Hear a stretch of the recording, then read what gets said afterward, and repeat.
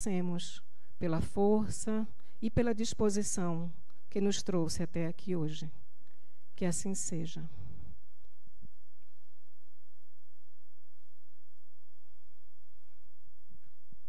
Antes de iniciar a palestra, lembramos que, apesar de termos retornado com os encontros presenciais, você ainda pode continuar acompanhando nossa programação ao vivo através do nosso canal TV Harmonia no YouTube. Aproveite esse recurso quando não puder vir pessoalmente e aproveite também para curtir, ativar as notificações e compartilhar a nossa página. E agora temos o prazer em apresentar o palestrante desta noite, Flávio Neri, que irá nos fornecer sua palavra e compreensão sobre o tema Ante o Sublime, do livro Fonte Viva, de Chico Xavier, ditado pelo Espírito Emmanuel. A palavra é toda sua.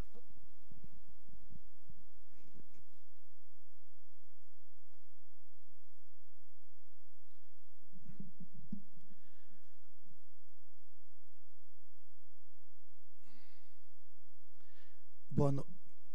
Já está ligado? Tá, né? Estão me ouvindo? Ok. Boa noite a todos e a todas. É com imensa satisfação que eu retorno aqui ao Salão Doutrinário Chico Xavier, do Centro Espírita Harmonia, para falar de um tema dessa obra magistral, Fonte Viva.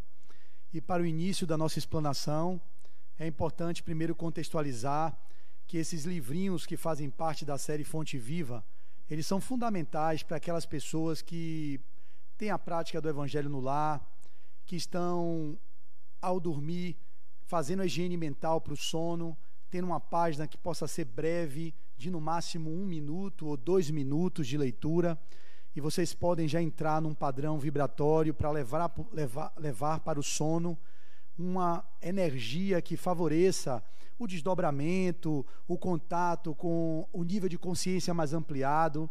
Então é uma recomendação assim básica para vocês todos que porventura ainda não tiveram o prazer de estudar o Evangelho segundo o Espiritismo, que não leram o Novo Testamento, que ainda não quiseram se debruçar sobre as obras evangélicas.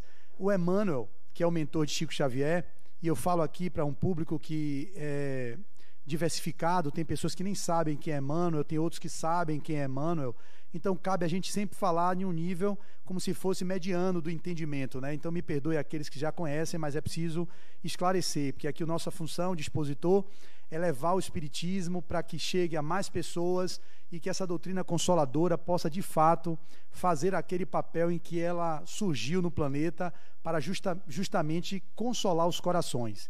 E o benfeitor Emmanuel, que é o mentor de Chico, foi o mentor de Chico, ele trouxe várias obras através de Chico Xavier, e nessa série Fonte Viva vocês têm Caminho, Verdade e Vida, que se não me engano foi publicado em 1948, depois vocês tiveram Pão Nosso, 1951, aí depois, se eu não estou enganado na ordem, né, depois de Pão Nosso veio, é melhor ler, Ceifa de Luz, aí vem Fonte Viva, e depois teve o último que Vinha de Luz.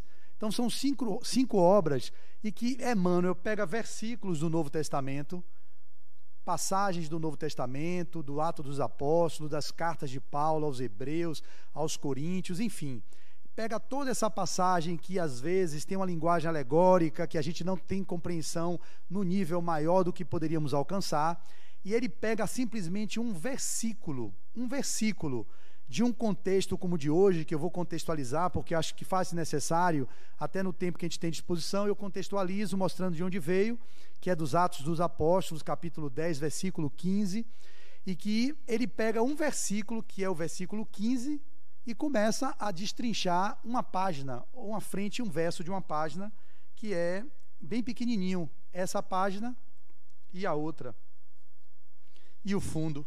Então, uma leitura como essa, há um desdobramento que você pode fazer um seminário, se tivermos conteúdo e tempo para tal. Então, ele tem essa capacidade, o Emmanuel, de, além do poder de síntese, ele tem uma capacidade de pegar algo sintético e extrapolar, além de um versículo, para algo muito maior. Então, é um ser que, para mim, é diferenciado, o Emmanuel. Essa potência que é esse escritor, que é um grande servidor do Cristo, como tantos outros, e que foi aquele que direcionou praticamente o caminho que Chico Xavier, com as suas 500 e poucas obras, já não são mais 400 e poucas, são 500 e poucas, que ele deixou pela sua lavra mediúnica e sob a tutela, em algum momento, do benfeitor Emmanuel, que, segundo alguns autores e segundo o próprio Chico Xavier, já está reencarnado desde o ano 2000, quando Emmanuel reencarnou aqui, salvo engano, no interior de Minas ou no interior de São Paulo, que já está mais ou menos com 22 anos de idade no meio de nós aqui no Brasil. Isso é uma informação que me interessa, porque eu gosto também dos bastidores, eu gosto de saber as fofocas, né, chamadas fofocas espirituais, e tem um palestrante, um menino aí que faz palestra, que dizem que é ele, Emmanuel, porém ainda não é palavra definitiva, nem do próprio e nem um consenso, mas dizem que ele é Emmanuel, e tem um trabalho, segundo Chico, na evangelização, e que vai fazer esse trabalho, bem como Joana vai reencarnar em breve, para fazer o trabalho das psicologias, da implantação da psicologia do espírito. A Adenauer já está aí na ponta disso, fazendo pós-graduações, né, com a psicoterapia do espírito, psicologia do espírito, livros diversos, e a gente tem realmente esse privilégio de conviver aqui dentro do Lar Harmonia. Eu que faço parte da ULI, da Universidade Livre do Espírito, eu sempre falo, porque eu sei que muitos de vocês aqui não estão na ULI, estão perdendo tempo, porque é um lugar que dá uma contribuição imensa ao entendimento da doutrina espírita, de um lugar de amplitude muito interessante, sem dogmas, com uma liberdade de expressão. A gente está concluindo, eu e minha esposa, o ciclo 10, a nossa formatura será no dia 17 de julho, os 5 anos, e eu estou pensando em voltar para o ciclo 1, para começar tudo de novo, porque eu gosto de estudar, eu gosto de estar nesse meio, né, de pessoas que gostam de estudar. Então, sempre um aprendiz, eu acho que isso me faz estar sempre aberto às novidades e ter essa forma de olhar o movimento espírita com suas idiosincrasias, com as suas limitações em alguns pontos, com as expansões devidas em outras casas, as restrições em outras, e isso tudo é um ponto de vista. Mas, dizendo isso tudo, o capítulo de hoje do livro Fonte Viva é o 23, que ele vai intitular como Ante o Sublime. Desse Ante o Sublime, o versículo que ele traz de Atos dos Apóstolos, que é do versículo, capítulo 10, versículo 15, diz assim: não faças tu comum o que Deus purificou. Só isso aqui, eu não sabia nem para onde eu ia. Quando eu li isso aqui, não faças tu comum o que Deus purificou. O que isso quer me dizer? Para mim, nada. Ele vai destrinchar aqui, vai me dar uma explicação bacana, que vai ser útil para todos nós, para trazer para o cotidiano, mas é interessante irmos lá na fonte, que eu sempre recomendo o Novo Testamento, né, de Haroldo Dutra, que ele publicou pela FEB, né, Haroldo Dutra Dias, muito conhecido no movimento espírita, e ele faz aqui a tradução dos evangelhos, mas ele só fala dos evangelhos de João, Mateus, Marcos e Lucas e dos Atos dos Apóstolos. Nesse Novo Testamento não tem as cartas de Paulo e nem tem o Apocalipse de João. Então é para que vocês saibam que ele aqui para em Atos dos Apóstolos. Dentro de Atos dos Apóstolos, que poucos de nós lemos, né, poucos de nós lemos até os evangelistas, poucos de nós estamos no Espiritismo e lemos o Livro dos Espíritos, que deveríamos ler como base. Poucos leem o Evangelho segundo o Espiritismo, que dirás o Novo Testamento e o Velho Testamento, que nós deveríamos tirar um tempo para fazer isso, no meu ponto de vista, para entender historicamente de onde vem a terceira revelação, sendo que a primeira revelação foi o Velho Testamento, a segunda revelação foi Jesus, que é o Novo, e o Espiritismo é a terceira revelação, que chegou em 1857 com o Livro dos Espíritos. Então, de onde sai esse versículo? Vamos agora contextualizar. Versículo 10. Certo homem de nome Cornélio, Cornélio era um centurião, eu fui um centurião, só que Cornélio é considerado o primeiro centurião registrados nos evangelhos como um dos primeiros gentios a se converter ao cristianismo. Então, como ele era um gentio, como romano, ele vivia o panteão romano, ele acreditava nos vários deuses de Roma. E, portanto, ele é citado no Evangelho em alguns momentos como o primeiro gentio a se converter ao cristianismo. Como ele é um centurião, para quem não sabe, um centurião comanda uma centúria de 100 soldados romanos. É como se fosse hoje, como se fosse, na devida proporção, um tenente-coronel da Polícia Militar. Então, eu fui, na época, em Roma, eu sei que fui, um centurião romano, só que eu fui um centurião perverso. Eu não fui um centurião convertido. Eu era muito atrasado, primitivo, persegui os cristãos no Coliseu, matei, botei na boca de leão, então não valia muita coisa. Mas isso é bom saber para ver que quando a gente passa por alguns perrengues, existe uma construção do próprio ser no personagem atual Flávio Neri, que vivencia todas aquelas idiosincrasias que foi o construto da minha longa história evolutiva. Que eu posso escolher me vincular na culpa, no complexo da culpa e ficar preso a ela, e me limitar na potência e nas habilidades que eu trago como centelha divina que sou, para criar e co-criar uma realidade além dessa realidade que a gente vive de limitação e de escassez, ou eu posso ficar preso a ela, dentro daquelas culpas, meu Deus, eu fui um centurião perverso, como é que eu podia matar cristão, perseguir os meus irmãos? Esse lugar não cabe em mim. O que cabe é o entendimento de que fui personagem, lembro sempre de Adenauer, quando numa mediúnica ele foi criticado por uma entidade, ele conta isso há mais de 20 anos atrás, lá na Cobem, e eu nunca esqueci. Eu comecei no Espiritismo em 1996, na Casa de Oração Bezerra de Menezes, e ele dizia assim, um espírito chegou na mediúnica e disse para mim assim, olha, eu vim aqui porque você é perverso, você fez e aconteceu comigo, e ele olhou assim e disse assim, olha, eu não quero dizer que você é mentiroso, eu não sei se é ipsis verbis, como ele falou, mas o que eu me lembro foi isso, eu não estou dizendo que você é mentiroso, mas a benevolência divina me deu a dádiva do esquecimento, então eu já me esqueci que eu fiz isso com você. Eu não estou dizendo que você está mentindo. Se fiz, ok, mas eu nem vou pedir desculpa. Eu lembro bem claramente disso dele. Bem claro. Ele dizia assim, eu não vou nem pedir desculpas.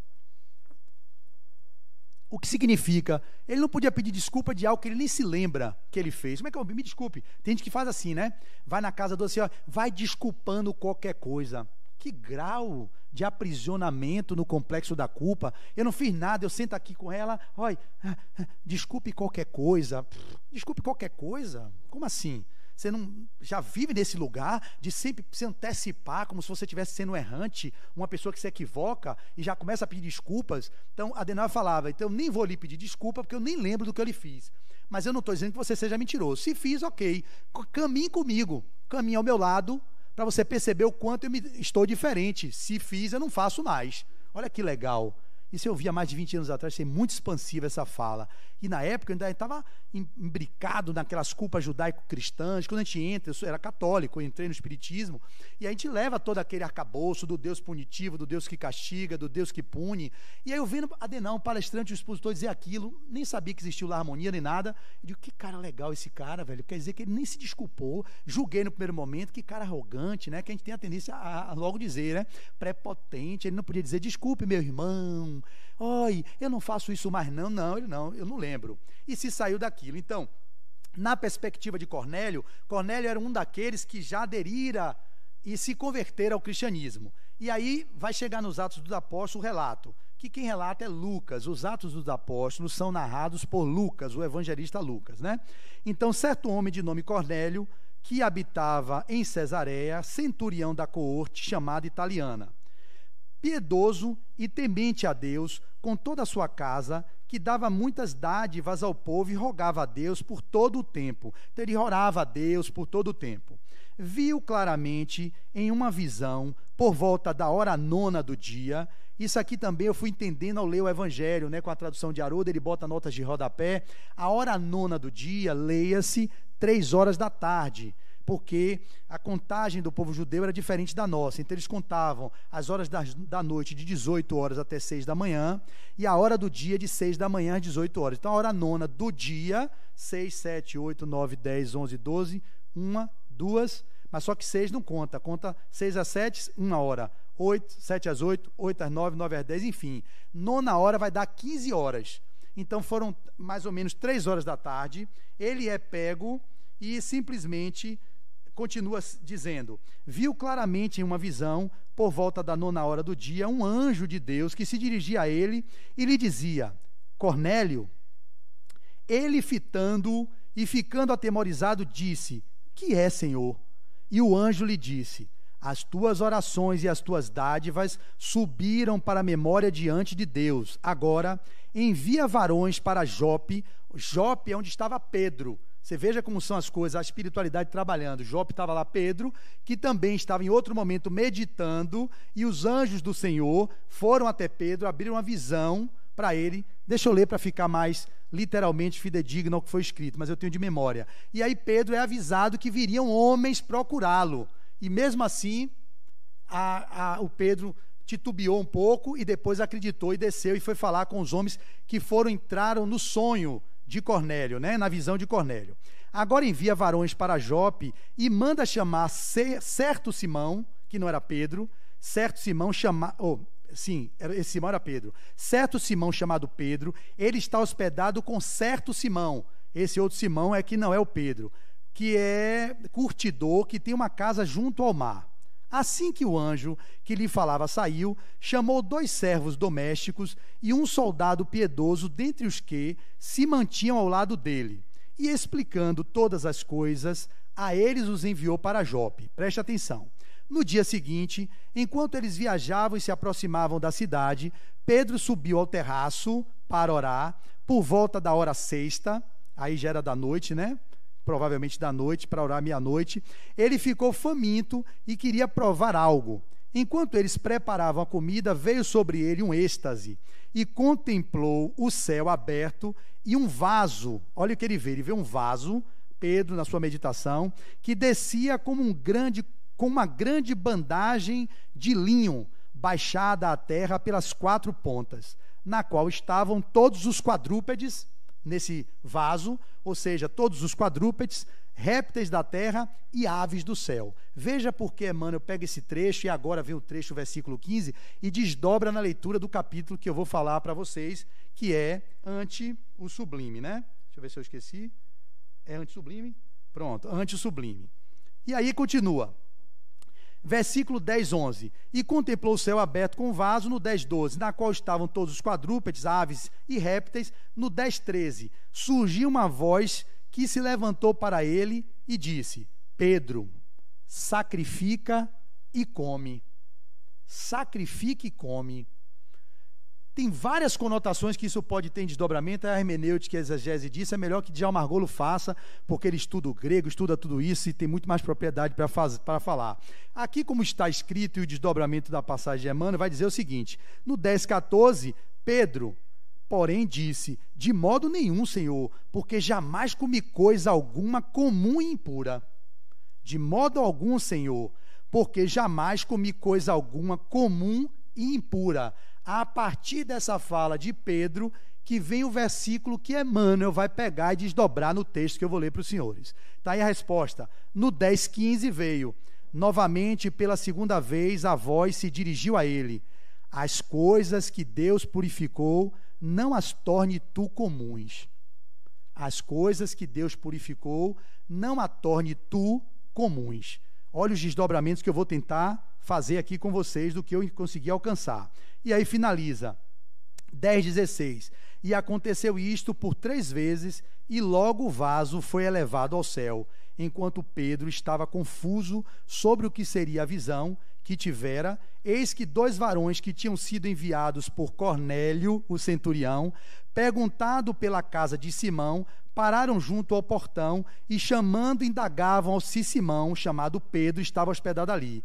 Enquanto Pedro refletia a respeito da visão, disse-lhe o Espírito: eis que 3 varões te buscam. Levantando-te, mas sem discriminar, desce e vai com eles, porque eu os enviei. E descendo, Pedro, junto dos varões, disse: vede, sou eu a quem buscais. Por qual motivo estás aqui? E aí ele foi contar o relato, que Cornélio mandou buscar ele, porque queria falar com ele, porque estava orando, e os anjos apareceram, e por aí vai. Aí não cabe mais a leitura para não cansar os senhores, mas é interessante que vocês percebam que o segmento que foi o excerto que Emmanuel traz é dentro de um contexto que vale a pena a nossa leitura. Primeiro, há da parte de Pedro uma necessidade de manter uma certa purificação, de que não faz aquilo, que não vai seguir a recomendação no 10, 14, come, Pedro, de modo nenhum, Senhor, porque jamais comi coisa alguma comum ou impura, trazendo impureza para aquilo que o Espírito falava no 10, 13, que ele poderia assim sacrificar e comer os quadrúpedes, os peixes e os répteis. Olha que coisa. Numa leitura perfunctória, superficial, nós poderíamos dizer que tudo nos é lícito, como também foi Saulo de Tarso que falaram, Paulo, tudo nos é lícito, mas nem tudo nos convém. Pode ser que alguns de nós interprete que podemos fazer tudo, comer tudo, extrapolar os limites da nossa condição de espoliação do nosso planeta. Ou seja, se tudo é de Deus, tudo nos é lícito. Então, toquemos o terror e vamos fazer o que nós quisermos. Esse pode ser o entendimento pela fala. Emmanuel pega o trecho e aí vai trazer a passagem, que eu vou fazer passagem por passagem e tentar interpretar junto com vocês. Eu tenho até 19h50, né? Pode ser 45. Vou tentar terminar antes. Está claro para vocês? Está tentando compreender onde eu quero chegar, para chegar ante o sublime? Vocês vão perceber por que agora o ante o sublime? Vamos agora ao texto de Emmanuel. Ele faz a citação do versículo e diz: existem expressões no Evangelho que, à maneira de flores, a salientarem no ramo divino, devem ser retiradas do conjunto para que nos deslumbremos ante o seu brilho e perfume peculiar. Olha que coisa. Então, existem ramos de flores que é necessário tirar ela daquele contexto para que a gente possa ter o perfume e o brilho dela mais especialmente. Outros poderiam dizer, como assim? Não tire a planta do seu caule, porque você vai matar a planta. Mas aqui ele vai dizer, existem flores, ou melhor, existem expressões no Evangelho que a maneira de flores e a se salientarem no ramo divino, né, devem ser retiradas do conjunto para que nos deslumbremos ante o seu brilho e perfume peculiar. Claro que é uma linguagem aqui metafórica, é uma linguagem simbólica, que a gente não está propondo que tire flor do seu pé, mas às vezes é necessário fazer, quando vocês entregam rosas aos namorados, e aí fazem nossos tipos de uso das flores das mais variadas formas possíveis, né? E ele continua: a voz celeste que se dirige a Simão Pedro nos Atos dos Apóstolos abrange horizontes muito mais vastos que o problema individual do apóstolo. Então, ele ali não estava falando aquela voz para o problema específico de Pedro, nas angústias existenciais, nas meditações diárias, onde se abre no céu um vaso e começa a mostrar um monte de imagens que para ele, imagens simbólicas, e que muito simbolismo existe nas Escrituras, no Antigo Testamento e no Novo Testamento, e que a depender do modelo de interpretação, do nível de consciência que cada um nos encontremos, vai dar as mais variadas interpretações, ok? É verdade que para a gente chegar a um grau de interpretação mais complexa, mais profunda, é preciso que tenhamos um nível de compreensão da realidade mais profunda. Por isso que Jesus falava através de parábolas, porque falando em parábolas, a gente tem como acessar os vários níveis de consciência. Elas são atemporais, porque as parábolas de Jesus ditas lá atrás, elas podem ser interpretadas hoje à luz da psicologia profunda, à luz da psicologia transpessoal, com os conteúdos que a ciência agregou no nível do avanço civilizatório, que traz uma nova roupagem àquilo que Jesus dizia. E é óbvio que não quer dizer que na época, quando ele dizia, aquilo está ultrapassado, porque a linguagem do Cristo ela é atemporal. A gente é que não tem a compreensão para entender em vários momentos da história. Pode ser que hoje, a interpretação de hoje, seja dada de uma forma e daqui a mais 100 anos a humanidade tem evoluído para compreender o que o Cristo dizia 2022 anos atrás, tem um outro nível de entendimento. Então, nós temos o hábito e o malveso de julgar, de criticar o que a gente não compreende. Nós somos tão limitados no sentido de que somos o relativo querendo justificar e explicar o absoluto. Isso não quer dizer que o absoluto Deus, que é a consciência suprema, a causa incausada, que cada um tem em você, a imago Dei, que é específica, a imagem de Deus, que todos trazemos de acordo com a nossa vivência, nas experiências evolutivas, nos personagens diversos, e que vamos ter compreensões até hoje de um Deus antropomórfico, um Deus que castiga, um Deus que pune, um Deus que condena, um Deus que julga. Existe hoje, em pleno século XXI, acham ainda que Deus é esse homem de barba que senta num trono e está condenando pessoas, castigando pessoas. Já terão outros que chegaram no nível de compreensão, que sabem que Deus é uma consciência suprema. Como causa incausada, ele não tem forma humana. A gente que é humano quer compreender Deus pela forma do humano. É como se fosse uma ameba achando que Deus é um grande amebão. Então, para uma ameba e um protozoário, ele vai achar que o Deus dela é uma ameba grande, que tem uns braços mais alongados e que faz os pseudópodos, né, se eu não me engano, e ele vai ter, poxa, esse é o meu Deus. para uma ameba. Então, para a gente que é humano, que está num grau de desenvolvimento consciencial relativo à humanidade, a gente não tem como compreender o que é Deus. Aí sempre diz aqui na ULI que a gente sente Deus. Procure sentir Deus, tentar entender e compreender Deus, já vai ser um limite, porque a própria condição da nossa capacidade de raciocínio, de avanço, não concebe o absoluto.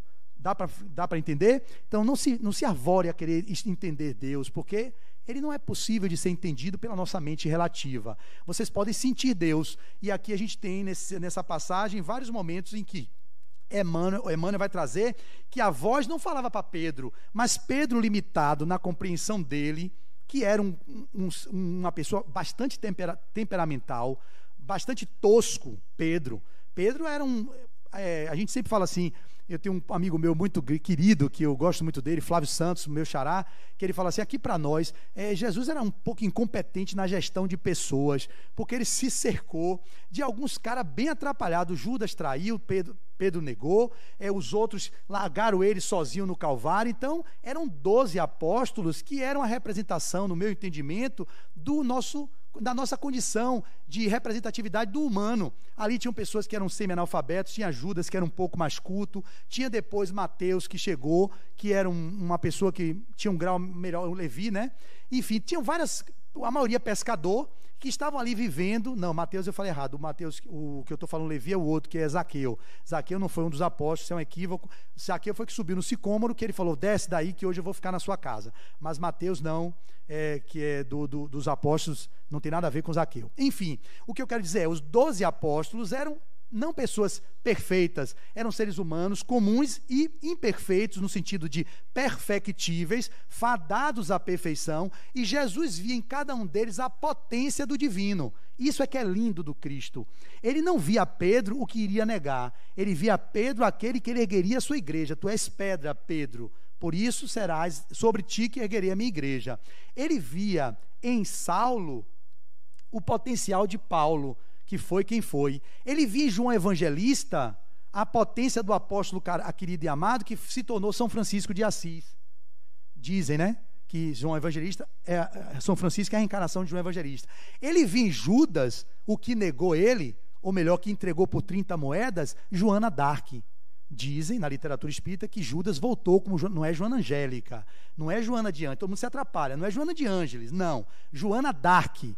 Ele volta como Joana d'Arc. Então ele via a potência naqueles atrapalhados apóstolos, o divino que cada um deles tinha, como cada um de vocês tem o divino. Tem esse manifesto Saulo, tem o Paulo, tem o Pedro, que pediu para ser crucificado de cabeça para baixo, porque não se achava digno de ser crucificado como Cristo, e que se redimiu diante do equívoco do arrependimento e da responsabilização, que é o que a gente usa dentro da ULI, trazendo a questão da culpa, saindo dessa culpa, que é um complexo que nos assola a todos, conscientemente alguns e inconscientemente outros, e que deixam nós outros numa verdadeira prisão psicológica, que impede de vocês terem o todo. Então, a responsabilização é muito melhor do que a culpabilização.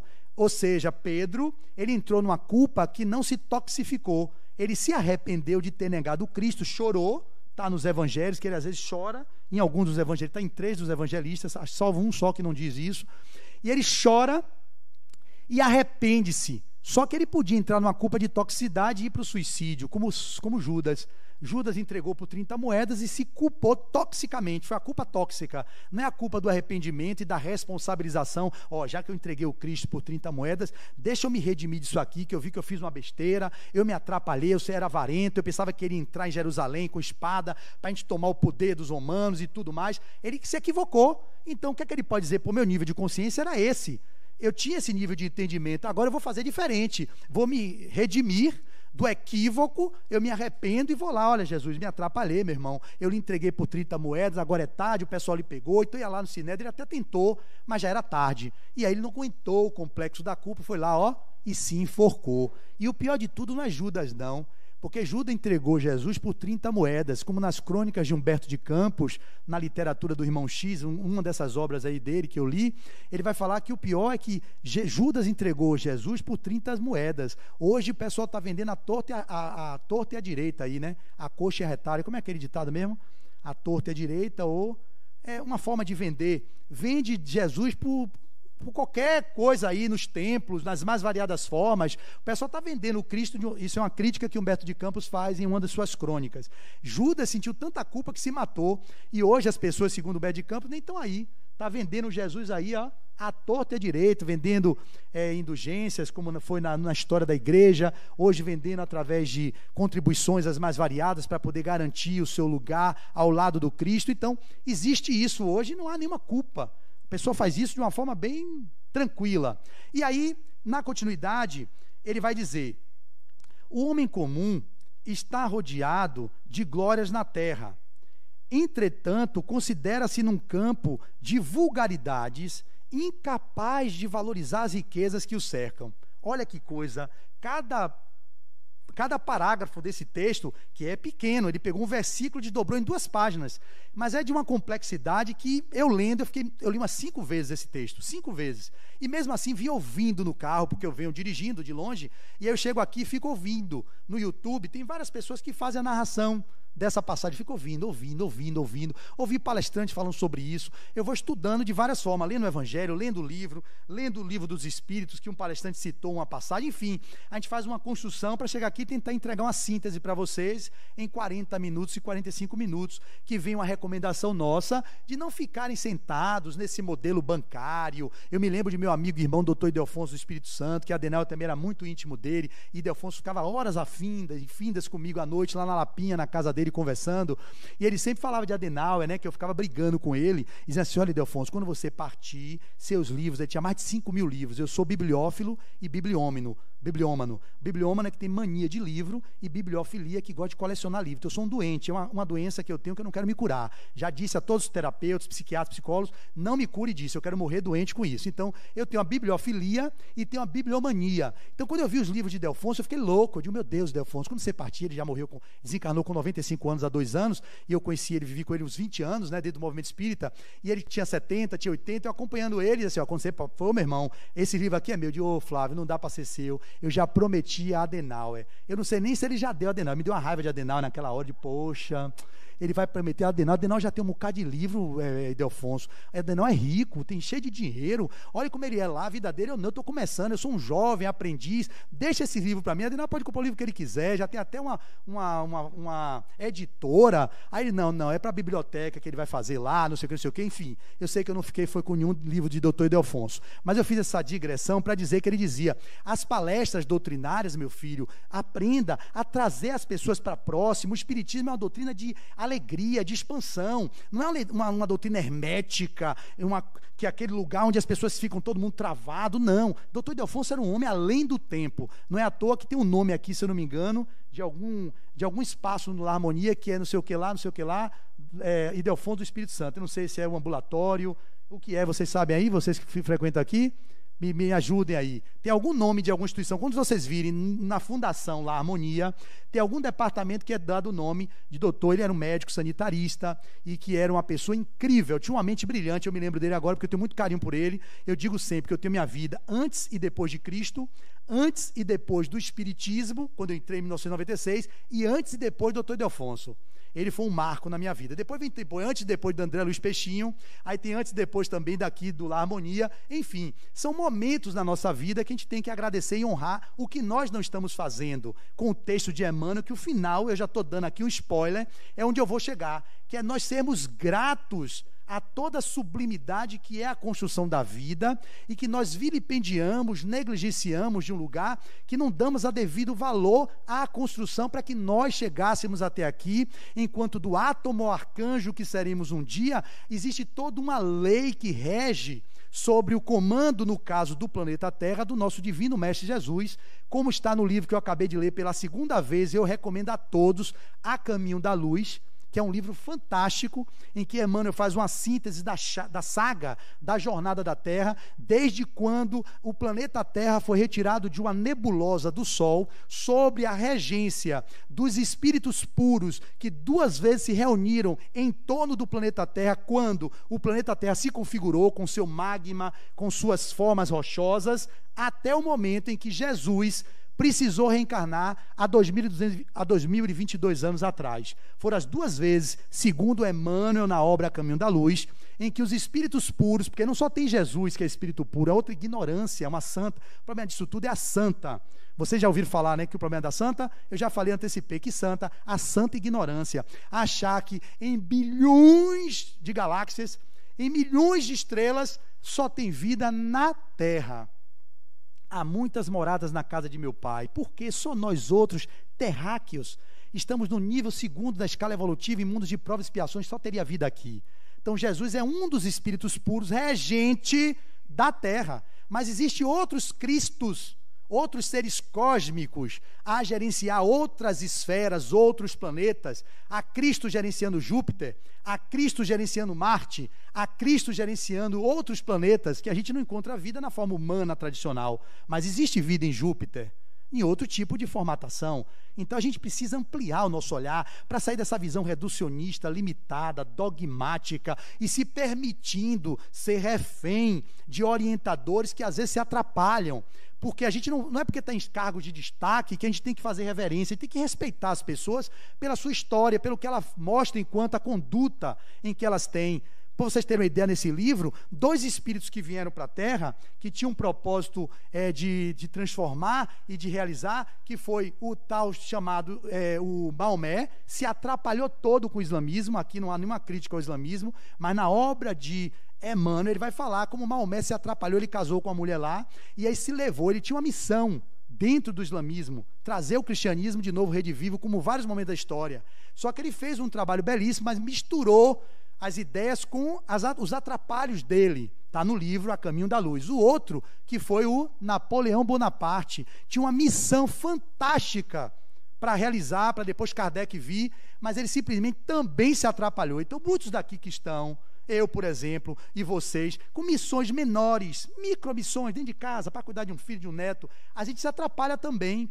Então, tenhamos o cuidado de olharmos o outro e não ficarmos julgando pela aparência, e nem julgar o outro pelo que ele apresenta ou o que ele mostra, e sim sair do julgamento. É o melhor lugar que nós podemos transitar. Então, o que acontece com nós outros é que nós hoje vivemos essas vulgaridades, segundo Emmanuel, e somos incapazes de valorizarmos a riqueza que nos cercam, as belezas que já no despertar de um amanhecer nós estamos cercados, quando ele diz: cego diante do espetáculo soberbo da vida que lhe emoldura. É um espetáculo soberbo.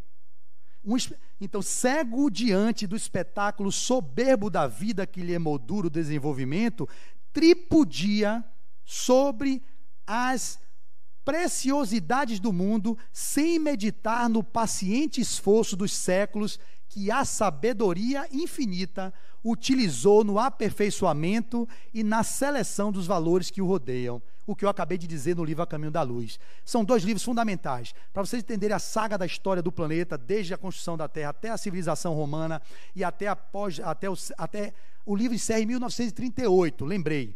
1938, então, já era anunciado por Emmanuel, isso que eu achei incrível, até grifei depois para discutir com o Peixinho, com o Adenal, com os caras aí, para falar, olha aqui, ó, Emmanuel já antecipava na fala do que eu percebi a Segunda Grande Guerra Mundial, que aconteceu em 1939, não é isso? O livro se encerra em 38. Eles já captavam o psiquismo do planeta, como o próprio Carl Gustav Jung via que nos sonhos de seus pacientes era muito provável que tivesse vindo a Segunda Grande Guerra Mundial, que ele viveu a Primeira Guerra, Jung, e ele percebia que haveria uma Segunda Grande Guerra, e teve. Ele já percebeu, estudando os sonhos dos seus clientes, seus pacientes, eles percebiam que viria. E Emmanuel, claro, como também houve em nosso lar o resgate daqueles que estavam desencarnando na Segunda Guerra, na colônia, tentando amparar os que estavam vindo, as mortes dos judeus e tudo mais. Emmanuel vai citar lá nos últimos capítulos do livro A Caminho da Luz, um livro, gente, que eu posso dizer a vocês, leitura para... Quanto tempo eu terminei? 4 horas de leitura. Eu tenho um grupo de leitura, é uma loucura que eu fiz, né, para ler mais, e eu criei um grupo aí que a gente tem uma disputa, e aí eu terminei lendo esse livro em 4 horas. Então, é um livro que vocês lendo normal, vocês vão ler em 5 horas. Deixou de ver a novela hoje, Pantanal. Deixou de ver amanhã, Pantanal, que eu sei que está todo mundo vendo aí, ó, novela linda, né? Deixando de ver o Jornal Nacional um dia, e deixando de ver de novo, em 5 dias, uma semana, você lê um livro desse, mas não para ler. É incrível isso. Eu fico assim me perguntando, meu Deus, a gente perde tempo com tanta coisa fútil. Eu lembro que na aula inaugural aqui, a Adenal falou em alto e bom tom, eu estava sentado assim, devorem livros, devore. A gente não lê livros, não lê nada. Fica preso à série, que é o quê? A síntese de pessoas que leram e traz para você, que vira um filme. Beleza, fica enchendo os olhos. Eu não sou contra a série não, viu? Mas tem gente que perde fim de semana inteiro vendo série. São incapazes de ler um livro de Emmanuel, ler um romance, há 2000 anos, 50 anos depois, Ave Cristo, Renúncia e Paulo Estevam. Como é que vocês vão passar nessa encarnação? Se vocês passaram na Terra, eu estou dizendo aqui, e não leram esses 5 romances, vocês não viveram a beleza da literatura, uma das mais poderosas do mundo. Paulo Estevam, em toda a literatura do mundo publicada, no meu ponto de vista, de muitas pessoas que leem, está entre os melhores livros do mundo. Paulo e Estevão. É uma obra-prima, lapidar. Já li 2 vezes. E vocês não são capazes de ler uma vez. Então, por favor, despertem a consciência para lerem mais. Uma obra de 5 horas, eu estou tendo esse trabalho, de cada obra que eu leio, eu boto o tempo de leitura. O Livro dos Espíritos, por exemplo, eu reli pela 6ª vez, que eu já ouvi. É muito pouco, não é nada. Divaldo leu mais de 100 vezes, já estudou, eu só li 6. Aí eu botei nessa última vez que eu li aqui, ó. Iniciei às 9 da manhã do dia 17 de maio de 2021, com meu grupo de leitura para poder eles lerem, senão não leriam. Tem gente que tem 30 anos no Espiritismo, nunca leu o Livro dos Espíritos, nunca. 40 anos na mediúnica e nunca leu o Livro dos Médiuns. É assim, são os práticos que têm um ditado, diz assim, ó, o teórico sem prática é o mesmo que um barco encalhado. Um prático sem teoria é o mesmo que um barco à deriva. Então a gente precisa unir a teoria à prática. Ou seja, a teoria é a fundamentação da codificação e a vivência prática, que é a mediunidade no cotidiano, o nosso trabalho social, o voluntariado. Mas tem que ter um embasamento mínimo teórico, que a gente não está se debruçando. Então, só para fazer essa digressão e incentivar as leituras, mais do que ler o texto de hoje, se daqui um de vocês saírem e lerem o Livro dos Espíritos, como muitos já fizeram comigo, Flávio, você me provocou, eu li o Livro dos Espíritos, eu digo, uau, mais um que leu. Beleza, lê a primeira parte, depois vai sentar, reler, estudar. Então eu botei. Iniciei às 9 horas do dia 17 de maio, lendo 10 páginas em 30 minutos, eu cronometro, eu sou neurótico, eu tenho um distúrbio neurótico, além de ser bibliófilo, eu sou bibliômano e tenho uma neurose, né? Porque de neurótico e louco todo mundo tem um pouco. Eu prefiro ser neurótico do que ser psicótico, porque se não é neurótico, é psicótico ou psicopata, então eu prefiro ficar com a neurose, então eu sou neurótico. Na minha neurose eu largo o cronômetro e eu digo, poxa, quantas páginas, para quê? Para eu saber o tempo que eu levo para ler a obra toda. Então eu botei lendo 10 páginas em 30 minutos, depois eu aumentei a média para lendo 13 páginas em 30 minutos, terminei às 10h52 do dia 23 de maio de 2021. Levei 17 horas para ler o livro todo. Então, esse livro, vocês leem 17 horas. Digamos que vocês não estejam corridos, leem 20. Até o final do ano vocês acabaram. Só são 20 horas para ler o livro. 20 horas. 20. Eu estou estourando, eu li em 17. Vocês não param. 20 horas da sua vida, você tem não sei quantas 1000 horas até dezembro, porque não para a partir de hoje, vai começar um novo semestre para ler o Livro dos Espíritos. Essa Flávia disse, ó, mais ou menos 17 horas acaba aquele livro, então se mais ou menos, eu tenho 20 horas, tira 1 hora por dia, ou meia hora por dia, em outubro você acaba. É isso, gente, por favor, saiam daqui pelo menos com essa vontade de ler o livro que deu origem ao Espiritismo que vocês estão aqui, ó, vivenciando essa experiência e nunca leram essa obra magistral, que é um divisor de águas, que é a terceira revelação que começa aqui. E finalizando, ela me deu até 50, eu vou usar até 50, eu tenho 4 minutos para terminar, não é isso? Como eu sou neurótico, eu vou ficar aqui dentro do tempo. Mentira que eu não sou impontual demais. Aqui a harmonia que me disciplina. É a casa que eu consigo ser mais disciplinado, veja bem. Então, quantos milênios... Aí vem as perguntas de Emmanuel para terminar. Quantos milênios terá exigido a formação da rocha? Quantos ingredientes se harmonizaram na elaboração de um simples raio de sol que faz a fotossíntese, que ajuda na fotossíntese e na manutenção da vida? Quantos óbices foram vencidos para que a flor se materializasse? Essa é de plástico, né? É. Quantos óbices, mas também essa de plástico foi criada por algumas estruturas moleculares e atômicas para chegar até aí. Então, quantos óbices foram vencidos para que a flor se materializasse? Quanto esforço custou a domesticação das árvores e dos animais? Quantos séculos terá empregado a paciência do céu na estruturação complexa de da máquina orgânica em que o espírito encarnado se manifesta? Esse ergástulo carnal, na linguagem da benfeitora Marta, o estojo de ossos, ela hoje falou assim, ela fala o estojo de cartilagens e ossos. Quantos anos e milênios para a gente chegar na estrutura orgânica que somos hoje? Que vocês às vezes não valorizam, não cuidam o mínimo para manter o jumentinho, na linguagem de São Francisco, esse jumentinho, que é o corpo físico, saudável minimamente, para que o espírito imortal possa fazer seu périplo, possa fazer sua jornada, possa fazer seu fanal. Qual o grau de importância que a gente tem dado ao corpo? Não aquele grau de importância que chega a ser um grau de excesso, que é o uso indiscriminado do culto à aparência, a vigorexia, os procedimentos faciais, as harmonizações mais variadas, que passam do limite, que viram verdadeiras deformidades, e que a gente não tem o tempo de se dedicar à harmonização do espírito. Olhe bem, Larmonia, Fundação Larmonia. Vou harmonizar minha face, vou harmonizar meu peito, vou harmonizar minha barriga. Mas e harmonizar o espírito? Alguém está se preocupando em harmonizar o espírito? Se dedicar ao espírito imortal que nós somos? Qual o grau de tempo que vocês estão dando para a harmonização do espírito? E ele vai finalizar. A razão é luz gradativa diante do sublime. Não te esqueças, meu irmão, de que o Senhor te situou a experiência terrestre num verdadeiro paraíso, onde a semente minúscula retribui na média do infinito por um, e onde águas e flores, solo e atmosfera te convidam a produzir em favor da multiplicação dos tesouros eternos.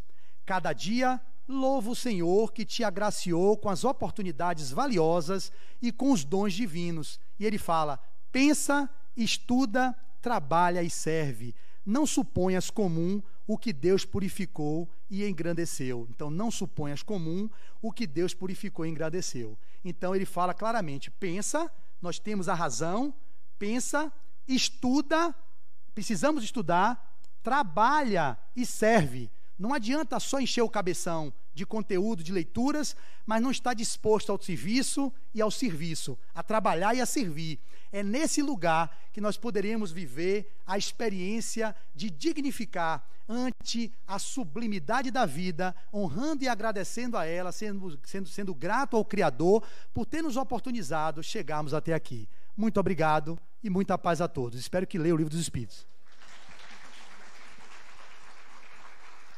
Agradecemos a Flávio Neri pela belíssima e leve explanação da noite de hoje. Fica o convite para que volte sempre. Né? Ótimo. E vamos agora dar início ao passe coletivo. Convidamos os médiuns passistas a se posicionarem.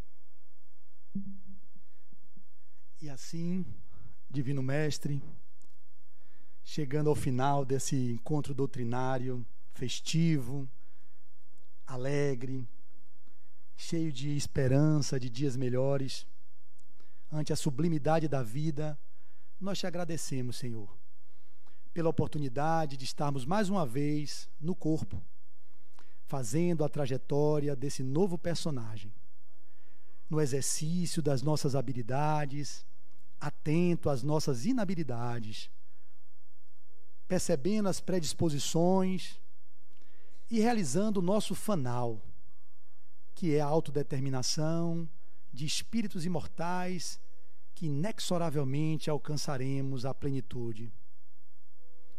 É na certeza do teu amparo que rogamos que os benfeitores conduzam as energias benfazejas aos irmãos que estão aqui necessitados e que nos leve de volta aos nossos lares na mais perfeita paz, na mais perfeita harmonia.